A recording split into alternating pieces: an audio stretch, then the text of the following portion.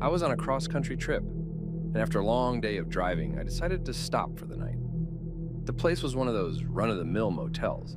Nothing fancy, just a bed, a TV, and a shower. The check-in was smooth, and the clerk was friendly enough, giving me the key to room 12. The room was clean, although a bit outdated, with a view of the parking lot. I settled in, took a quick shower, and decided to catch some sleep. Sometime around midnight, I was jolted awake by the sound of the motel phone ringing. Groggy and disoriented, I answered it. There was a woman on the other end, her voice frantic, asking for help. She said she was calling from room 9 and that someone was trying to break into her room. I told her to hang up immediately and call the police. I rushed to the phone to dial 911, but the line was dead. My cell phone had no signal either, which wasn't uncommon in remote areas. I felt a surge of panic. Someone was in trouble, and I couldn't just ignore it. I grabbed the room phone, hoping it might work again, but it was still dead. I made a decision that I still question to this day. I opened my door and cautiously made my way to room 9. The corridor was silent except for the hum of the vending machine at the end of the hall. As I approached room 9, I noticed the door was slightly ajar.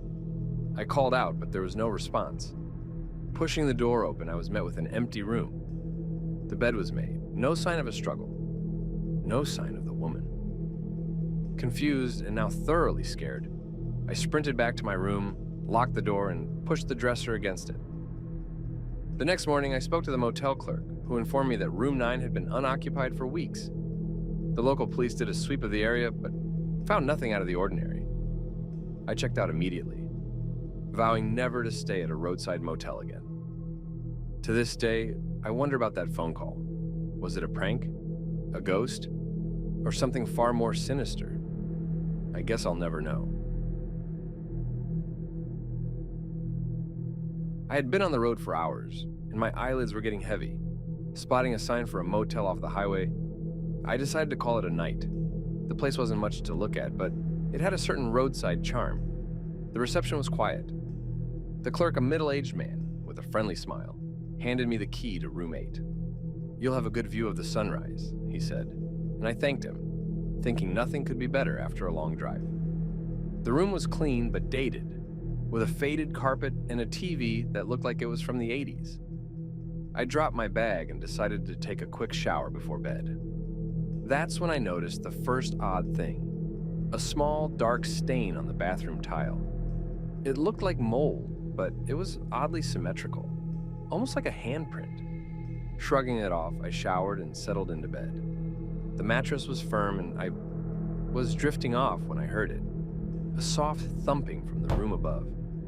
It was rhythmic and persistent. I figured someone was just getting in late, so I tried to ignore it. But it didn't stop. If anything, it got louder. I called the front desk, but there was no answer. Frustrated, I went upstairs to ask them to keep it down. When I reached the room above mine, the noise stopped. I knocked, but there was no response. I tried the handle, and to my surprise, the door swung open. The room was identical to mine, but it was completely empty. No bags, no people. Nothing. Confused, I went back downstairs and finally caught the clerk. "Oh, that room?" he said, scratching his head. "Shouldn't be anyone in there. It's been out of order for weeks. Plumbing issues." I didn't sleep much that night. By morning, I was convinced it was just the old pipes playing tricks on me. But as I checked out, I couldn't shake the feeling that something about that motel was off, something I couldn't quite put my finger on. So, this happened to a buddy of mine a few years back, and every time I hear it, it gives me the chills. He was road tripping across the country, and one night, he decided to stop at this no-name motel off the highway. The place was one of those rundown joints that looked like it hadn't seen a renovation since the 70s. But it was late, and he was beat.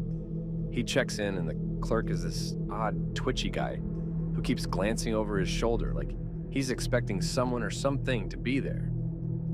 My friend didn't think much of it, just took his key and went to find his room. The room was standard, a bed that had seen better days, a flickering lamp, and that stale smell of old carpet. But what got him on edge was the painting on the wall. It was this weird, abstract thing that seemed to shift when you didn't look directly at it. He shrugged it off, attributing it to his tiredness, and crashed for the night. Sometime around 2 a.m., he wakes up to this low, dragging sound coming from outside his door, like someone pulling a heavy chain down the hallway. He figured it was just the other guests or the clerk, but the sound just kept going back and forth. Curiosity got the better of him, and he peeped through the door's spy hole. The hallway was empty, but the sound was still there, clear as day. That's when he noticed the painting was slightly askew. He could have sworn it was straight when he checked in. He tries to go back to sleep, telling himself he's imagining things, but then the dragging stops abruptly, and it's replaced by a soft, insistent tapping on his door. Not like a knock, but like someone's fingernail tapping in a steady rhythm. Now, he's properly freaked out. He doesn't make a sound, doesn't move, just waits for whatever it is to go away. The tapping continues for what feels like hours until it suddenly stops. When he finally gets the courage to look again, the hallway's still empty, but the painting is now completely upside down. He didn't sleep a wink that night, just waited for dawn, packed up, and noped out of there as fast as he could. When he handed the key back to the clerk, the guy just smiled and said, "Hope you enjoyed your stay. Some folks find it quite unforgettable." My buddy never found out what was up with that motel, but he swears the painting's eyes followed him as he left. He's never gone back, and he sticks to well-lit chain hotels now. It was just another roadside motel, the kind you see scattered along the highway.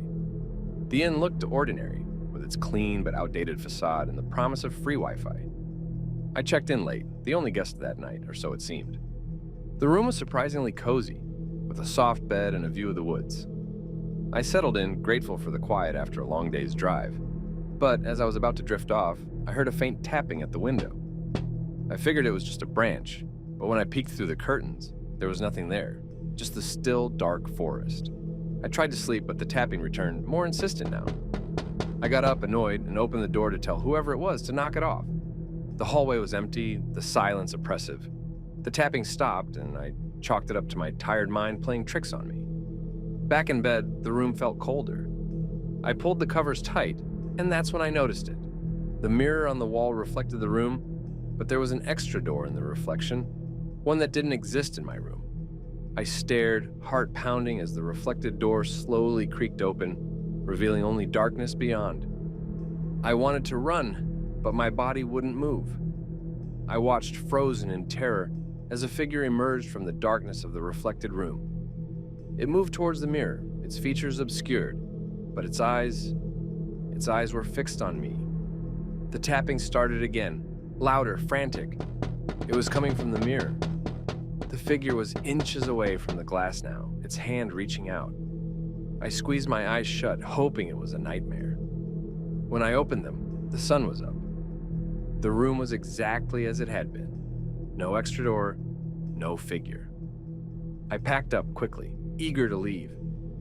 As I handed the key back to the clerk, I asked about the history of the motel. "Oh, it's been here for ages," he said. "Though folks say it's haunted. Room 7, your room. They say a traveler once vanished without a trace, right from that room." I left the inn behind, but the memory of that night stayed with me. I don't know if what I saw was real, but one thing I know, I'll never trust a motel mirror again.